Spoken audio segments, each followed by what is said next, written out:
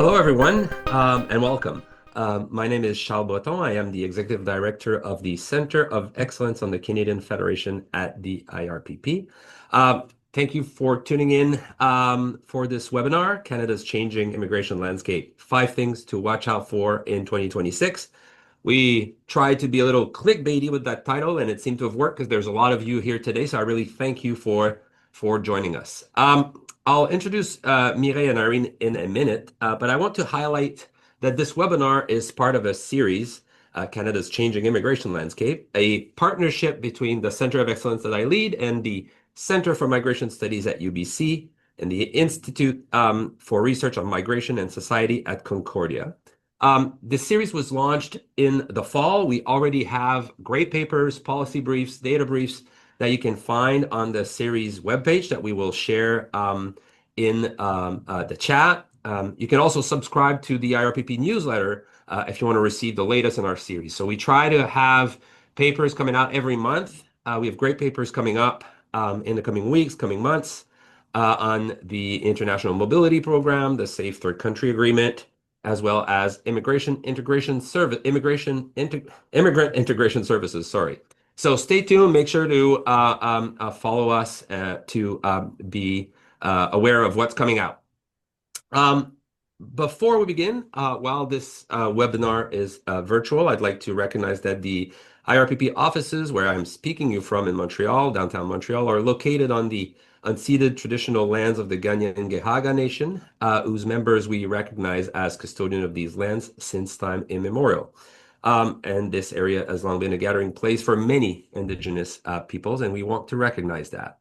Outside of this acknowledgement, I think it's important to mention that in our work as a think tank, researching social, economic policies, the nature of our federal community, which is what we do at the Center of Excellence, we have to recognize that many policies have been and still are a source of harm to Indigenous communities across the country.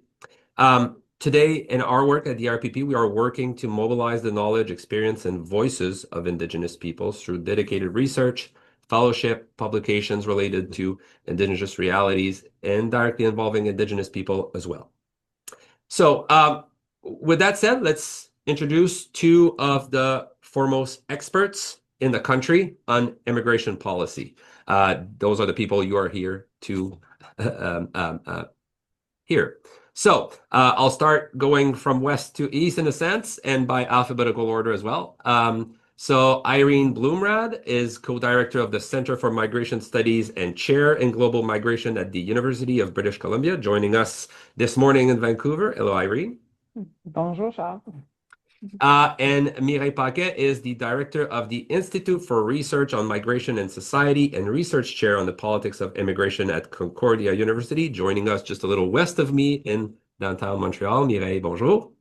Bonjour.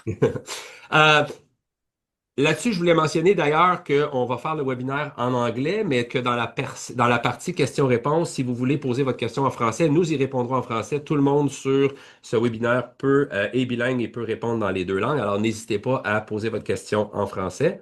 As I just said in French, we'll have a Q&A at the end, so feel free to ask a question in the Q&A section of the webinar. We'll get to those at the end. We'll try to leave as much time as we can. There's a lot of you. I'm sure many of you have a lot of knowledge on these questions as well, so we want to hear from you. We're going to talk about 5 things that Irene and Mireille have identified as things to watch for the coming years, but there are many other topics that we might not cover. So please feel free to ask us questions about those other things or about the things that we've talked about in the Q&A. Okay, so as I said, you both identified 5 things to watch out for. Some of them are very specific. Others are perhaps at a higher level. So let's go through those. I want to start with one that's more in a way more general. One thing that has changed a lot over the last 2 years, I would say, is attitudes. It's the landscape of attitudes, whether it's stakeholders, political entrepreneurs, public attitudes.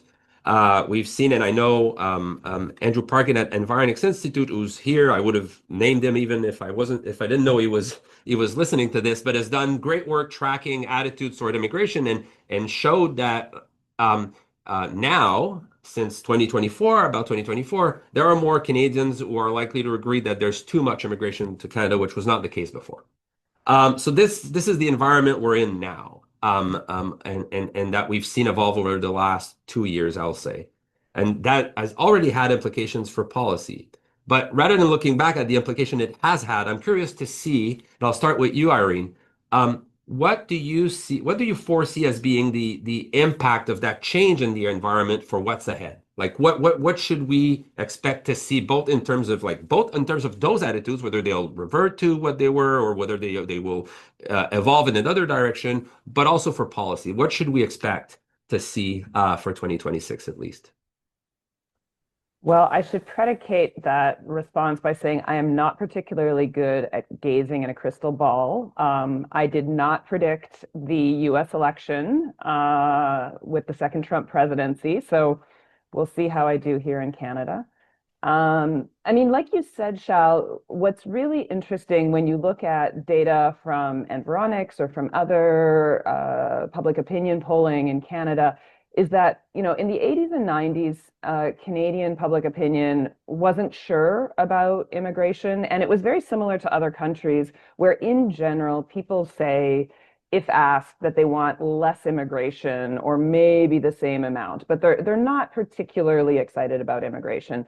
And what's so interesting about Canada is that starting, in the late 90s, we saw somewhere between half to up to two-thirds of Canadians saying that they thought that high levels of immigration were just fine, not a problem. And then, as you mentioned, in 2024, this really dramatic shift. And I just want to underscore how dramatic it was, because usually public opinion will bounce around, but we saw a complete shift from largely supportive of current immigration down to about 58%, 56% of people saying that they disagree. They basically agreed with the statement, there's too much immigration in Canada.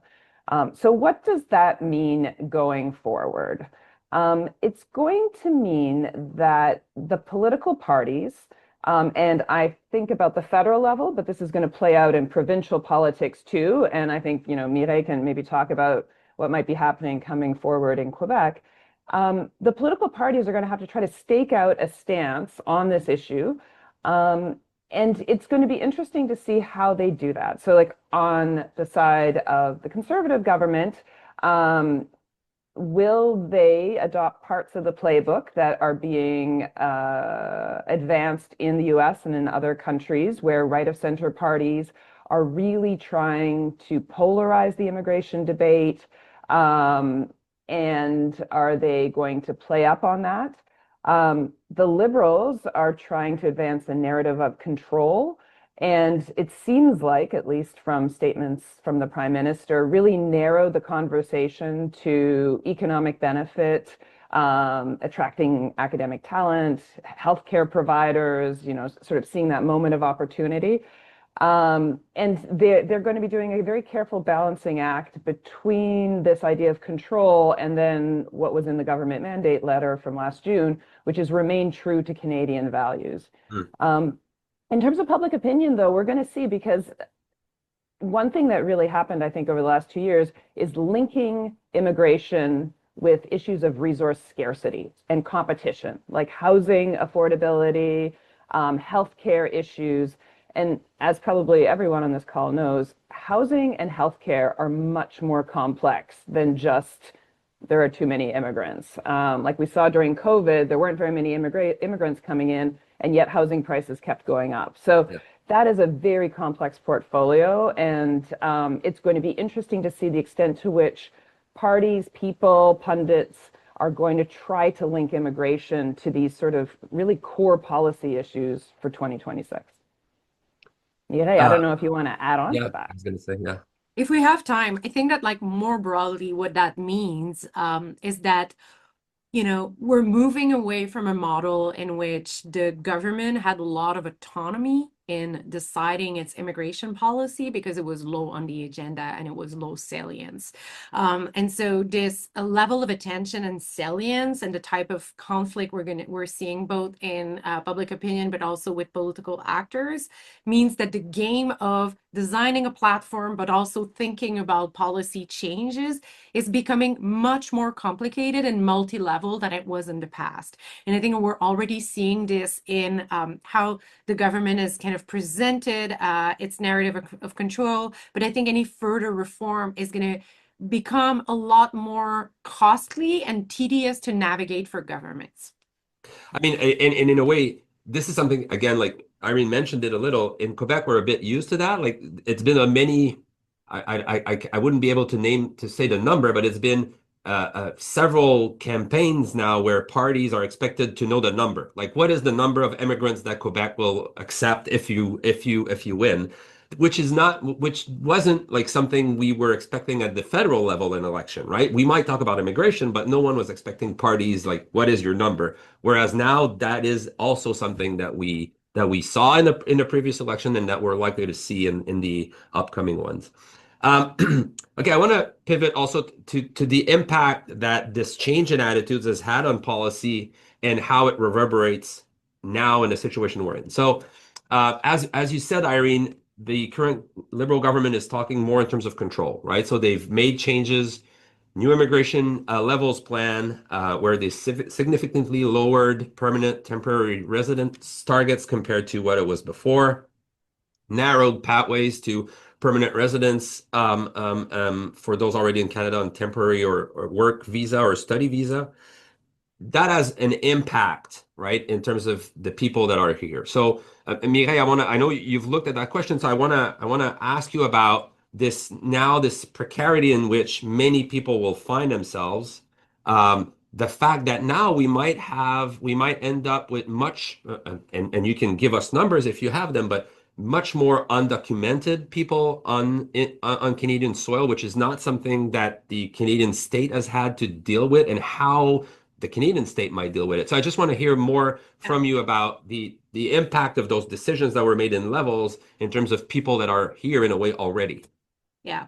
When you ask us about things to look for in the year, and Irene and I had to do this exercise of just decide 5 things. So the one thing we both agreed on was this, the looming impact of these levels change and the caps on temporary residency permit, what that could mean for loss of status for a large number of people in Canada. And here we're in the prediction market as well, and I'm as uncomfortable as Irene in terms of predicting numbers. So some estimates are coming up that with the targets that were, with the immigration levels that were presented for 2026, 2028, there's some estimate that about 1.4 million temporary residents would see their permit expire in 2026, and that would bring that expiry to a total of about 2.1 if you take into account 2025.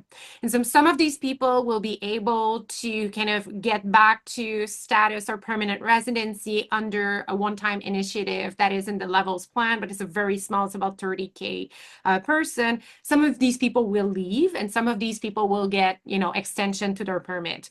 But realistically, what that means is that, a lot of people will end up being in either compromised status or non-status in the coming months.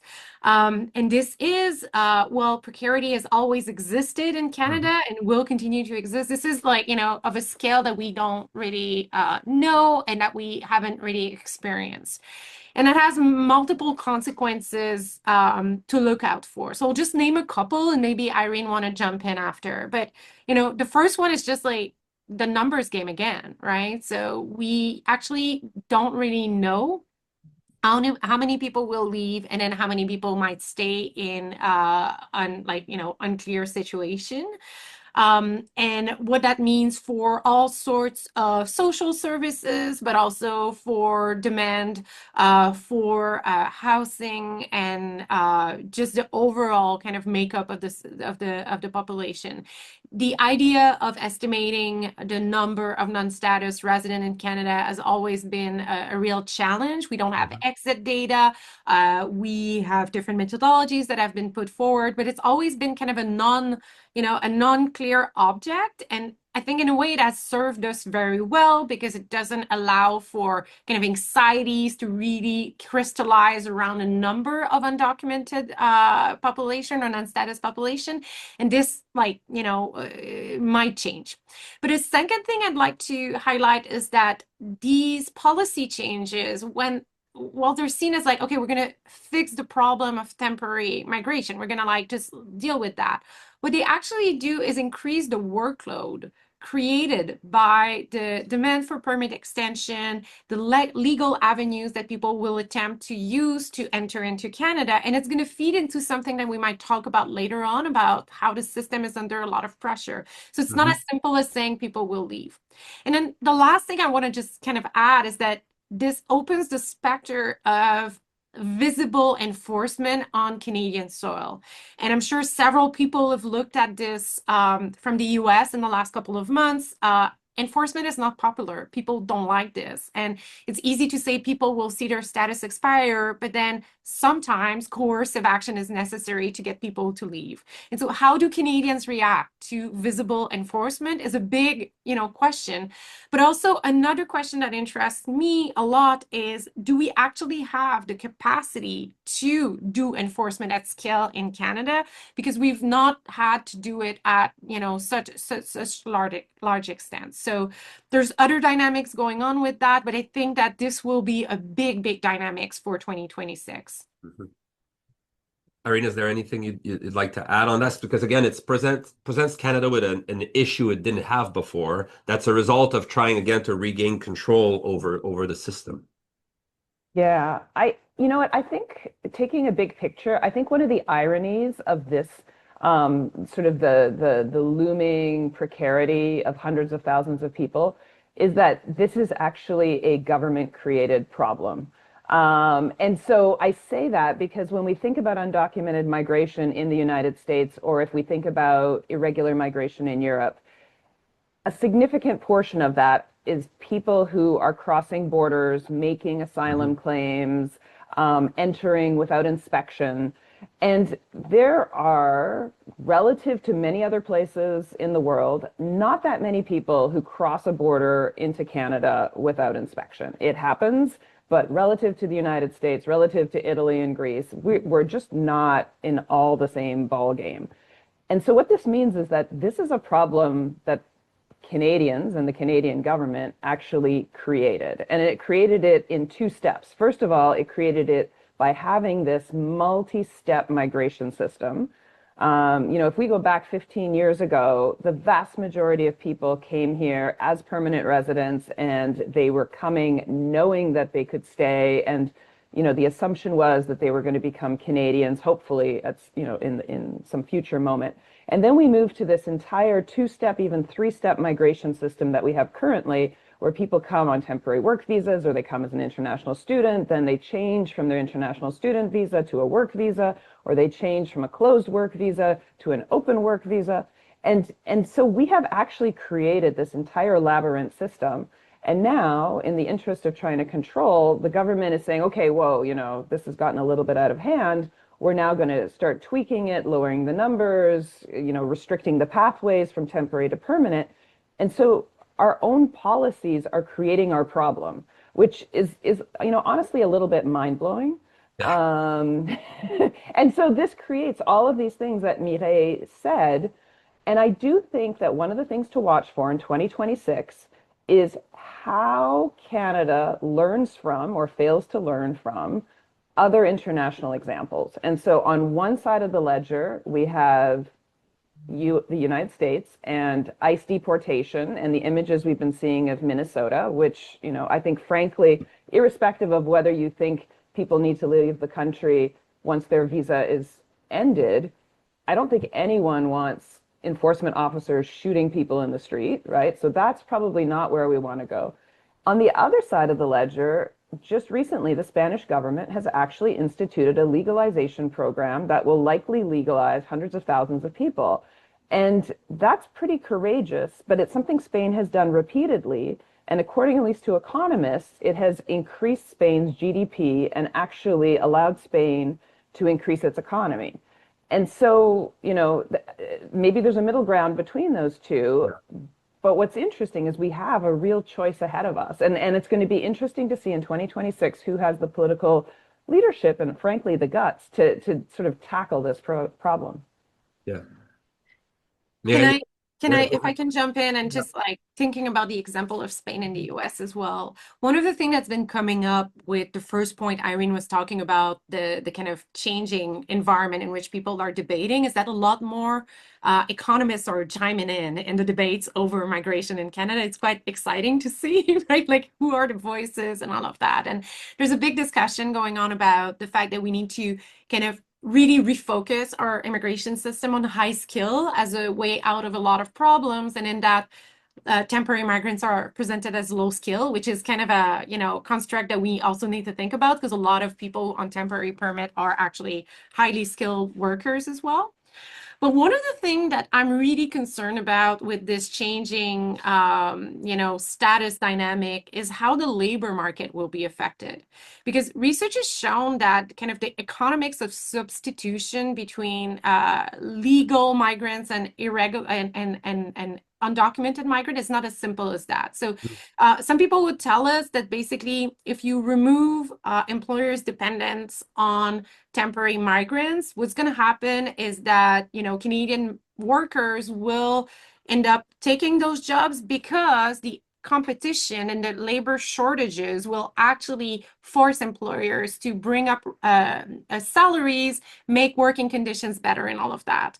But research shows that it's rarely the case. And actually what happens is that employers end up relying on even more precarious workers. Mm-hmm.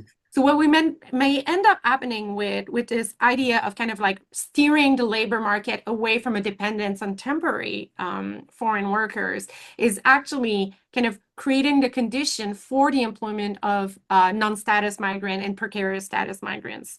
And so I am really curious to see both whether that kind of percolate into the policy discussion, but also whether we're starting to see that as people's status, expire. I want to stay with you, Mireille, and go back to something you mentioned earlier in your first part, your first response to that question about statuses and the fact that all of those changes and those permits and everything, it adds on the workload of the machinery, right? The machinery that's dealing with those questions. So I'm gonna, in a way, I know parts of the answers, but I'll still try to be the devil's advocate here. And so, and again, I know it's something that you've looked at.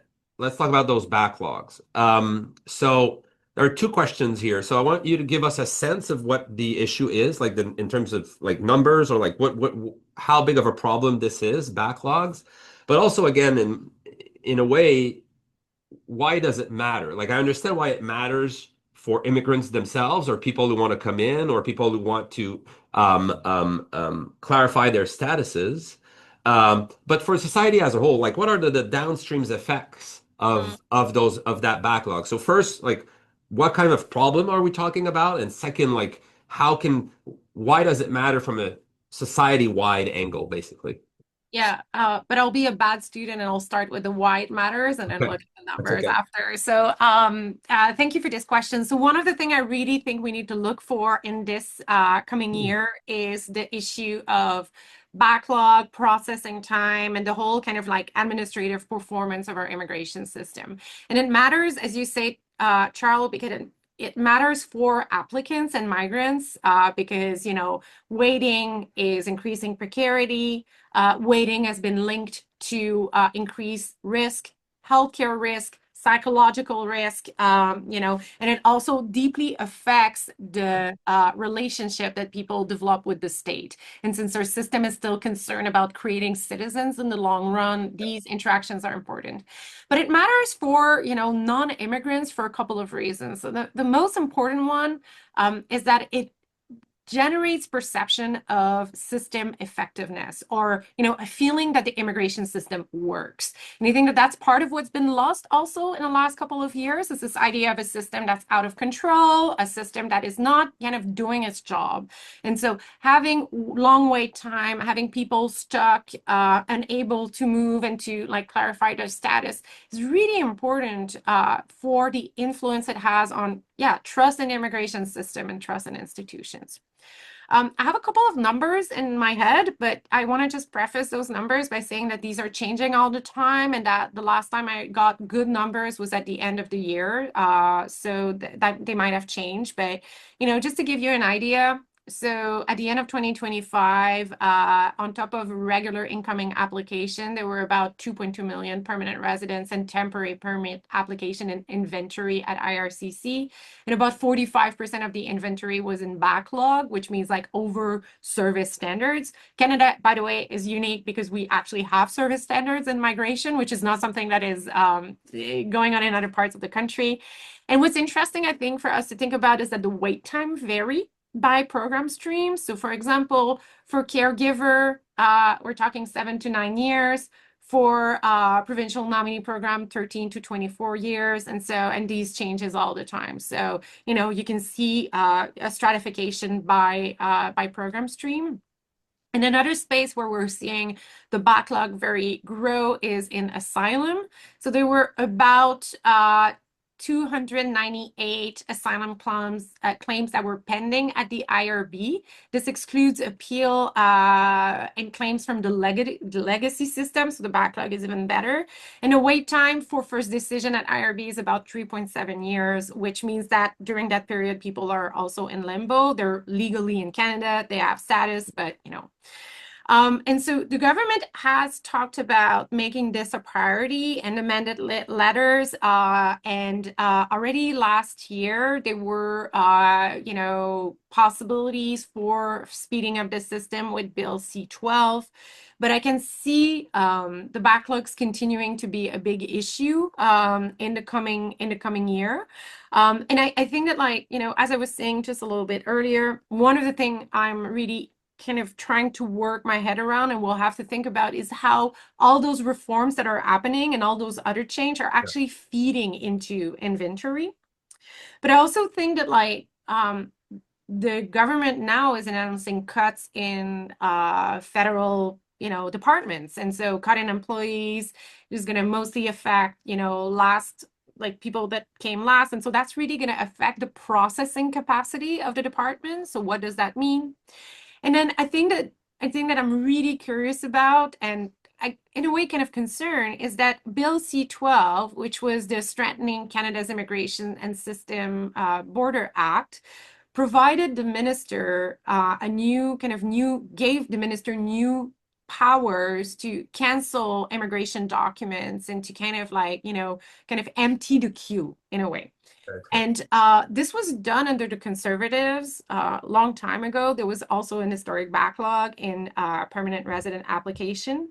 So there's a lot of rumbling about whether that is on the horizon as well. And so, and we see that this has considerable consequences for, again, people, wanting to stay by other means. We see that this might have consequences again also for the reputation of the Canadian immigration system internationally, which has been affected by also changes in the last couple of years. So I think that these are all things that I will also look for in the coming year.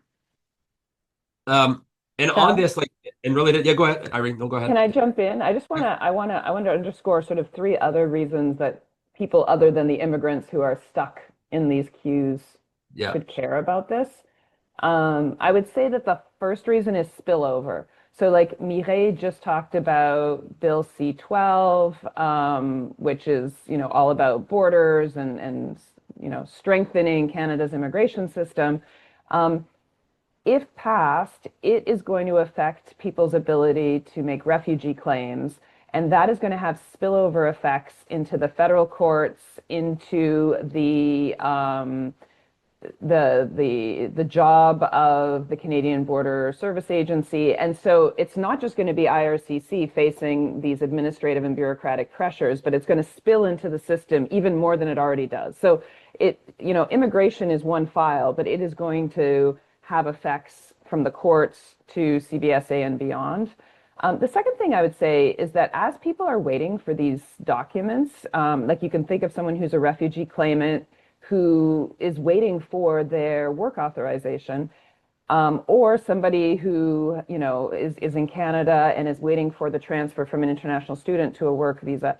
Employers are hurt. Like, people would want to employ these people, and you're stuck in this limbo. You're legally present in Canada, but you can't actually work. So that just seems completely inefficient.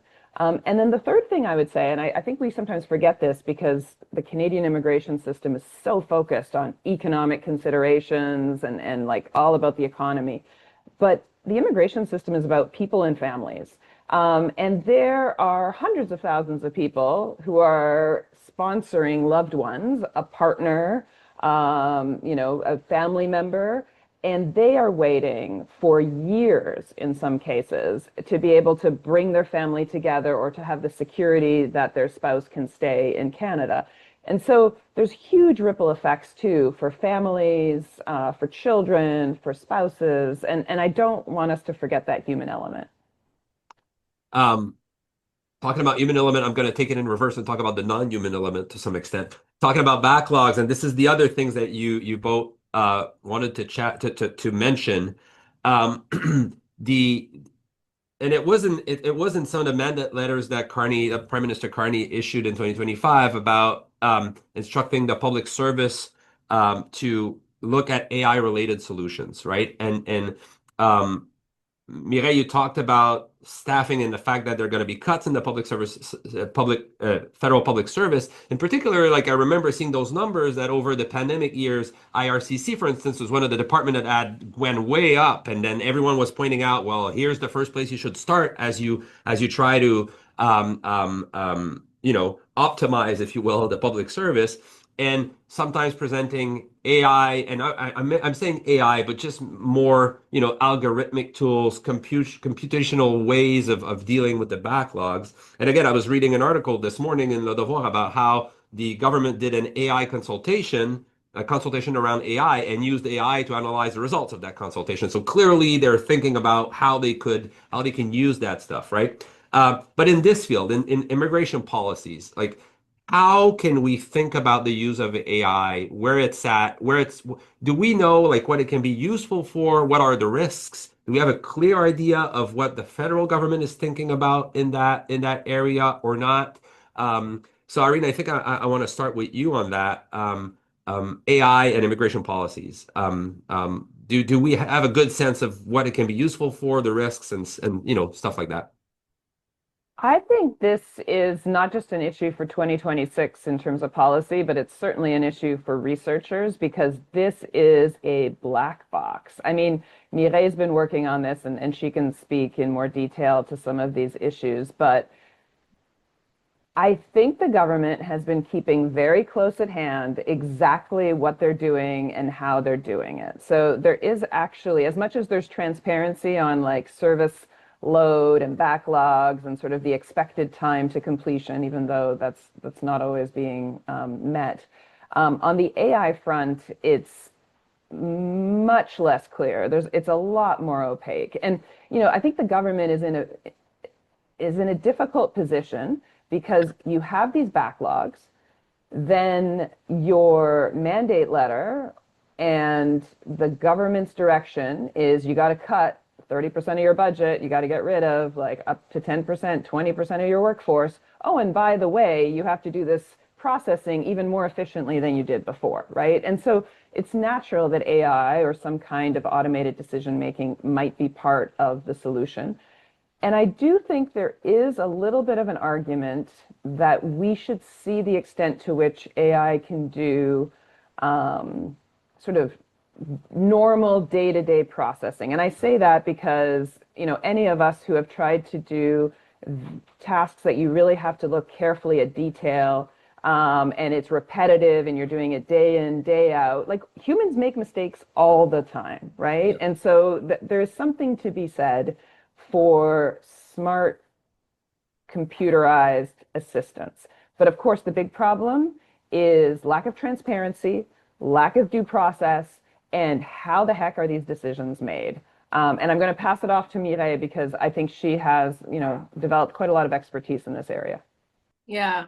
Thank you so much, Irene, for that. And I want to just also say, like, it's really it's pretty fascinating working in this area increasingly, how the Canadian state is really not transparent about a lot of these things when you compare it to some other cases. So, I'm not gonna argue for whether that's good or bad. I think that, like, increasingly, as Irene was saying, there is kind of a recognition that automation, so I'm using automation as like, Yeah. a big umbrella term to include AI, but also kind of automatic data cleaning and like all those different steps.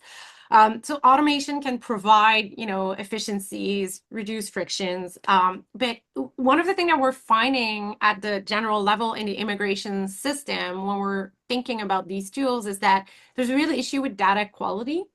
So, good AI relies on, quality data that can be kind of, that can be treated easily by machine. And there's a lot of, and when I say data quality, I'm not saying that the applicants aren't of quality, but I'm saying that, there's like, a lot of cultural elements and translating documents and like contextualizing what you see. There's like issues with applicants' access to good internet also that allows them to submit things that are of quality themselves. So there's a lot of care in terms of, thinking not only about kind of fairness and procedural justice, but also just about the quality of the decision that really is unique to the immigration system.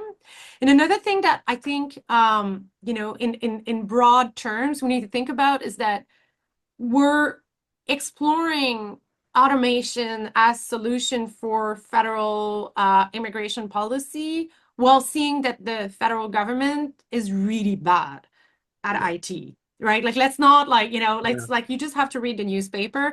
And so the deployment of these solutions are operating in the federal procurement system, in all this like, environment of federal policies, whereas every time there's a system that attempts to be created, it seems to not work. Right. So I'll just put these things aside, but it's happening. Right. And so it's happening. What I'm going to look for there in the coming year, I kind of three things that I think are kind of worth keeping our antennas up. So one is that, we have frameworks right now at a federal level. So there's a directive on automated decision making, and then there's the federal algorithmic impact assessment tools.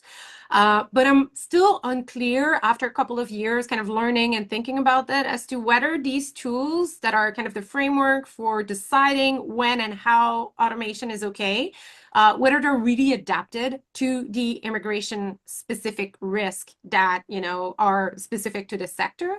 And by that, I don't mean that like, public servants don't think about that, but I'm wondering whether our policy frameworks go far enough. In the coming year, there's a lot of legal challenges that are going to bubble up in courts related to this. So immigration lawyers in particular have been quite active in kind of identifying when they're receiving refusals that are clearly, kind of AI generated. They're finding mistakes that are, associated with the use of these technologies. And Irene was talking about spillovers just now, but what we're seeing informally is that the use of these technologies is actually increasing the burden of federal courts because of mistakes that are created by the system. So how then does that contribute to, backlogs, but also do any of these rulings actually become policy or become constraining for the immigration department? And the last thing I think, which is kind of beyond next year, but is quite important to think about, is the other side of AI in the immigration system. So we think about the government using automation to process immigration, but also applicants themselves use AI to apply. So there's kind of a potential for a gamification of the system. And one of the things that, public servants in immigration departments across the world are talking about is that they're receiving more applications. AI has provided applicants with the capacity to apply everywhere, right? And we see the same thing with jobs. You know, we see the same thing for school. So as long as people have the money, they will submit application, which then again increase the burden for the department to kind of process these applications and kind of raises question about how do you filter this volume in a new era. AI also provides a gamification elements because applicants are able to kind of build their application and, you know, and their material by having a much more sophisticated reading of the selection criteria, and can kind of, you know, bypass immigration lawyers or costly services that they were relying on. So all of this is really affecting and will increasingly affect the kind of files that gets to be processed by the Immigration Department of Canada. And so that is also an aspect of AI that is increasingly going to change our immigration system. But just going back to the impact of using it in a way as a way to reduce the backlog, I find it. I know this is not what you were trying to say, but in a way, it's a bit depressing because you're saying we're going to use these ways of working through the backlog and remove stress in the system, but because it becomes another way where lawyers, as you said, can use to counter that in courts, it adds more weight and even more stresses to the system in another way. Anyway, so yeah, there's no way out of it. Yeah, and I want to be really fair in saying that this is not my finding, right? This is a finding that several researchers have found in general, that the automation of public service tends to move the discretion and the backlog from one institution to another, and we're seeing it clearly going on in immigration system right now. Okay, so we're approaching the end, so please don't hesitate to. We already have some good questions, but don't hesitate to go in the Q&A and add some. As I said, can be on stuff we haven't talked about yet. Irene, I want to go to you now and talk about one thing we haven't really mentioned, or we did in passing when we were talking about enforcement, and you mentioned ICE and Minneapolis, but I mean, the elephant in the room, whether that room is North America or the world, is the same elephant. Is the Trump presidency in the US and what that means going forward for Canada. We haven't yet seen, and again, you can correct me if I'm wrong, we haven't seen the impact at the border. There hasn't been that big movement of asylum seekers coming in from the US yet. So is that what we should expect? But other than that, like what is for 2026 or even moving forward, what's going on south of the border? What are the implications for the country but when it comes to immigration policy? Yeah, definitely the elephant in the room. And I think, I think the big question is, are we moving to sort of like Fortress Canada? People have talked about Fortress Europe and the buildup of borders and the externalization of border control. Externalization just means pushing border enforcement onto other countries. So like the United States has pushed border enforcement onto Mexico, Central America. The European Union has pushed border enforcement into North Africa, into Turkey. And so will the US push border enforcement or something onto Canada? And we've already seen that, right? So when the government proposed Bill C-2 last summer, it was mostly about fentanyl, supposedly, and drugs. And it was in reaction to this claim by the US president that there was, I don't know, truckloads of drugs coming from Canada into the United States. I'm not quite sure what the idea was, but against all evidence to the contrary, right? If anything, there's more drugs from the US coming into Canada, but clearly the Canadian government was very responsive because of the ties between border security and tariffs. And so when I think about, the elephant in the room, or maybe another way to think about it is, what is the impact of the US or world events on something like immigration policy in 2026? I think there's sort of three ways to think about it. One is there can be active pressure on the Canadian government when the United States links migration and tariffs, or border security and tariffs. And so, Canada is economically vulnerable to the United States. End of story. Yeah. Now, what's interesting is that in Davos, Carney has at least tried to stake out a position that Canada will somewhat try to resist or build new partnerships. And so I think it's an open question how that will play on these issues of border security. But I do think we need to watch out about whether there's going to be a paradigm shift in how Canada understands migration.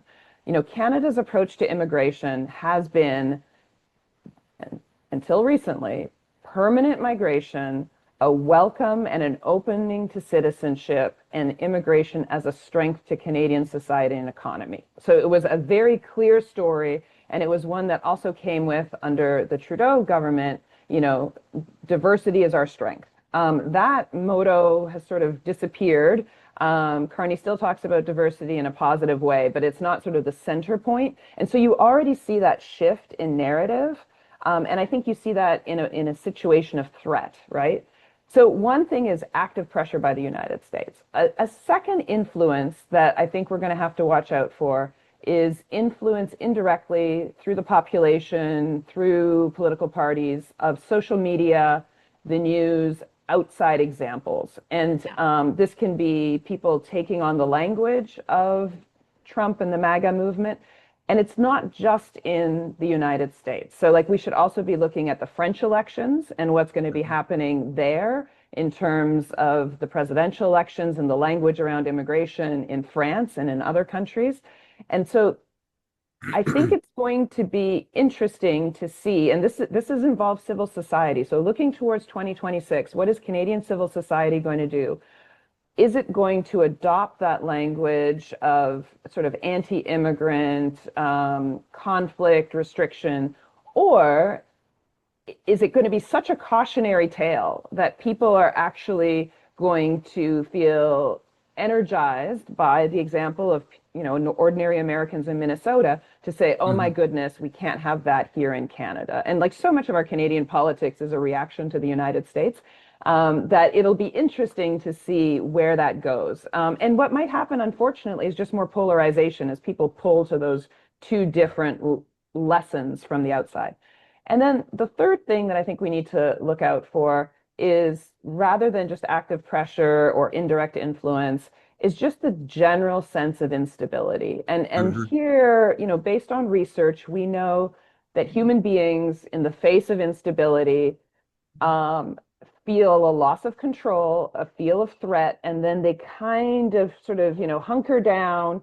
And this often translates into a tendency to securitization, even militarization. And so this is where we need to see political leadership, because as much as we might want to, you know, very genuinely build up our security, especially in the face of maybe someone wanting us to become the 51st state, I personally feel that we need to hold on to sort of that Canadian value of what the immigration system does, because even though there's all kinds of challenges with it, it has really served the country well. And so I wouldn't want us to go to the Fortress Canada sort of approach, because I think we would lose in the long run. Mireille, is there anything you want to add to the impact that we might see here of what's going on in the US? Yeah, so I would just say, like, just adding something which might be evident to everyone, but I think it's really important to remember, is that the decisions, like the broader impact of what's going on in the United States is the dissolution of the global refugee system. You know, as an hegemon, as a leader, the United States was important in making sure that the norm of the convention were abided by, like, you know, like really broadly by countries. And I think, you know, the Trump administration has shown that they don't believe this convention is worth it anymore, and that will generate a race to the bottom. And that race to the bottom will just reinforce the, you know, the demand for kind of protection, and that means that, you know, we might not see more people irregularly trying to come to Canada by rocks and roads on foot, because some of that has been shifted. But I think the pressure in terms of Canada stepping up for humanitarian and refugee protection will grow as a result of this uncertainty and the changing paradigm in which refugee protection will operate in years to come. Yeah. Great, thank you. So we'll move to the question. There's a lot of really good ones, some very difficult one too. So I'm warning you. And I'll start with one of those that I find very difficult, that even myself, I'm not exact, and this is something that I've worked on a little, and I'm not sure. So looking back, it is clear that most pundits, politicians, academics didn't see the change in attitudes towards immigration coming. And maybe, like, if you think that some people saw it coming, feel free to say it, but it is true that many people were just surprised. So I guess, that person's question is, what are there lessons learned from that oversight, and how can we reduce the risk of this kind of blind spot occurring again? But I guess there's another part to that question, is how can we explain that the government of that time did not see it coming? And do you think that people have learned lessons from that in decision-making positions? I don't know who wants to jump in first. Maybe I can go, and Okay. then Irene could jump in. So first off, I want to be super honest, and that's my position, that like we still have a little bit of distance to take. So right now I feel like we're in a stage in which we're like, the past government just like, made all the mistakes. And I think that's a very easy read. And I think that we, while acknowledging all the mistakes that could have happened with the previous government, I think that we need to just take a little more of a step back, because a lot of things happen at the same time, right? Like, not only was the government like leading a very expensive immigration policy, but we also went through a global pandemic that like completely disorganized our society, completely like changed, or didn't necessarily change things, but kind of like highlighted or compounded problems that were already happening: cost of living, housing shortages, problem with access to healthcare, right? So I think that it's quite easy to give a simple explanation as to, this is all Trudeau's fault, for example. So I would caution against this, while at the same time realizing that because of the pandemic, a lot of policy drift occurred, right? So a lot of policies that were put in place were just kind of left to, expand or take a life of their own, and so that happened.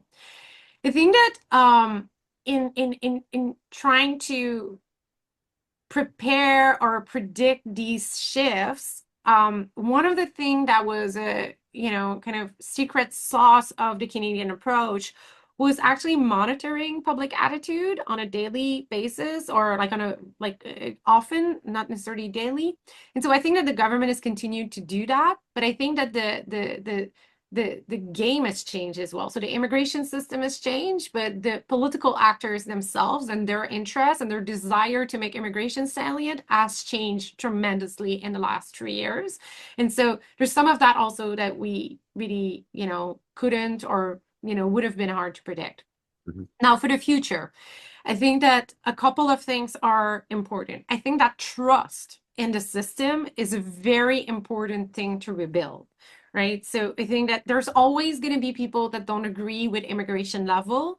But as Irene was saying, as long as this perception of out of controlness and kind of anarchy is operating, it's going to be very difficult to move immigration away from the agenda and to get back to some kind of normal politics. Irene, would you like to add? I think this is going to be a question that's going to keep political scientists working for a number of years, in terms of the dramatic change in attitudes. I think we need to acknowledge that part of it might be because the public was seeing things change and was reacting to it. Like, the public was not just being crazy or had been watching, too much social media or something. It is factually true that the number of temporary people coming to Canada skyrocketed. And, that, based on the research that we know, when there's rapid change, public opinion is not too happy. So the research seems to suggest that it's not how, like, what the level of immigration is. Like, you can have, just like in Canada, high levels of immigration and positive public opinion, and you can also have places with very low immigration with negative attitudes. You just have to look at Japan. Like, there is very, very little migration to Japan, especially given an aging society, stagnant economy, etc. And still they managed to make, a political issue of immigrants. So it's not the level, but it's the rate of change. And so I think we need to acknowledge that rate of change was important. The other thing I would say, and this is sort of a bigger sort of statement, I think that in recent years, we have lost a clear, focused idea of what we're doing in immigration with, a few clear policy levers to go forward. So one of the things that has happened over the last 10, 15 years is a plethora of programs. And I think this maybe led to a situation where the government thought it could just tweak this and tweak that and put this up and put this down. And like Mireille said, coming out of COVID, the big issue was we need workers. We need workers. We have all these help wanted signs. No one's there to do this and this and this. And so the government thought it could just switch, like, a little light up and down. And Canada had the same problem that all kinds of countries have had when they've done temporary worker schemes. And this could be Germany after World War II with its guest workers. This could be the United States with its Bracero program after World War II, where they needed people for the fields and for the railroads. And it's this idea that migrants are factors of production in the capitalist system who can be put in and taken out, and that's it. And we forget they're human beings, right? Yeah. And so we got human beings, and these human beings very reasonably thought there was going to be a path for them to stay. And so that's going to create friction. So I do think that the rate of change was a challenge. So I think actually that links well with another question. Two questions that I'll mix. Talking about we got humans and these humans expected that they could stay and the decisions that are being made now. So in light of and especially also some of the stakeholders in the sector. So in light of the business sector's dependence on temporary workers and its influence, do you believe the federal government will actually be able to meet the goal of reducing temporary residents to 5% of the country's population? And I want to link that to another question. Someone was asking about the Programme d'Expérience Québécoise, the PEC in Quebec, which we see a backlash on the reverse. Like, a lot of people are saying, what are we doing now by closing this program? So do you expect the government to actually be able to meet those targets? Let's talk about the federal government and leave PEC aside, but it's in other instances of people actually saying, wait a minute, like, this is maybe not what we meant by we want less temporary workers. I'll be super honest, Charles. This is a great question. I don't know. Yeah. Let's do this seminar next year and discuss whether that worked or not. So, it is true that the business sector is very unhappy with it. And it is true that there's a structural dependence on, temporary foreign workers in several industries. I don't think that 1 year is enough to affect the kind of labor market change and like generate also the supply of worker that can kind of substitute this workforce. So what I'm not clear about, and like I'll be entirely honest, is how is the current government thinking about those stakeholders and whether the government right now is thinking about them as very important, and whether also in negotiating other kind of important files, tariff being one of them, how is this issue of temporary levels of permit making. But I think that the PEC story and this one is really bringing on reinforcing the point that Irene was doing at the start, which is that the tent is bigger now. There's a lot more people who have a stake in the immigration system because of what happened in the last 10 years. And so any policy decisions will require the management of all these complex stakeholders who have much more sophisticated understanding of their need in relation to the immigration program. And let me just add one thing. And here I'm thinking of the US situation. In the United States, unlike in Canada, immigration has never been super popular. It ebbs and flows depending on the administration, and at certain moments in time, Americans have been more positive. But I would say in general, there's been much more caution in the United States around immigration than in Canada. And the question for researchers and political scientists has been, why is immigration until recently in the United States relatively high, all things equal, Yeah. given that public opinion is actually quite lukewarm, if not even chilly towards it? And one of the answers was the business sector and business interests in the United States. And I think what is fascinating right now in the United States is how the business sector is generally not very public and not pushing to stop the enforcement and deportation machine that is being set up. And so that raises the question, why is the business sector in the US being quiet? One answer might be they're pushing behind the scenes, and there's some evidence of that in that Trump has walked back deportations for agricultural work in particular, which is highly dependent on undocumented migration and migrants in general. Another reason, though, and this is sort of a big shift that we might be seeing, is the continued globalization, and globalization that is not just sending factory work abroad to China, Bangladesh, Vietnam, etc., but also service work, right? And so one of the things that'll be really interesting is in the United States with the drop, like the narrowing, let's say, of H-1B visas, and these were the high-tech, high-skilled visas in the United States. The argument, and Mireille sort of pointed to this, is that this is going to then create space for American workers to take those good, high-paying jobs in the tech sector. Well, the reality is that probably those sector jobs are either going to be automated or sent elsewhere, to India or elsewhere. And so I think the question for Canada, and this is related to this question of like, will the business sector actually let the temporary, migrant percentage go down, is how is the Canadian labor market able to globalize or not? And it might be that our economic system is such that it's much harder. Like it's much harder to have lumber or petroleum extraction outsourced elsewhere. But one way to do that is more computers and more machines, so replace humans with machines.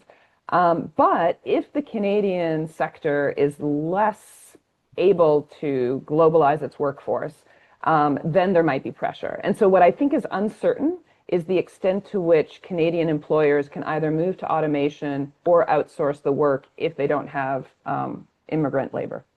Okay, we're at time. Wait, go We ahead. don't have time, but this is also the subject of a national economic development policy that goes way beyond migration. And I think that like this discussion about what we missed, is that I think that we've used migration as a way to kind of fix so many problems without necessarily linking it to other kind of large national policies.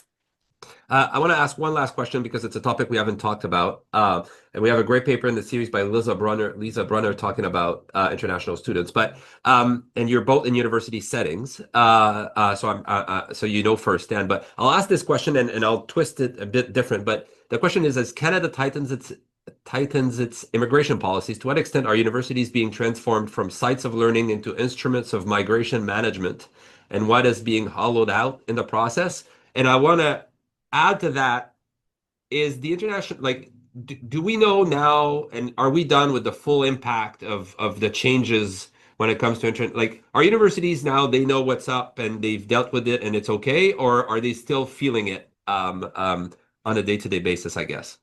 Yeah, maybe I can start and Irene, you can jump in. So I want to preface this by saying that my university is suing the Quebec government for cuts in immigration, permits. So I just want to say this out loud. So I think the question about whether universities have been transformed, this is not recent. So this has been going on for 15 years in Canada, and this is likely largely the result of, limited funding for the post-secondary education and the fact that, international students were seen as the only way to extend revenue generation activities, outside of contract R&D and things like that.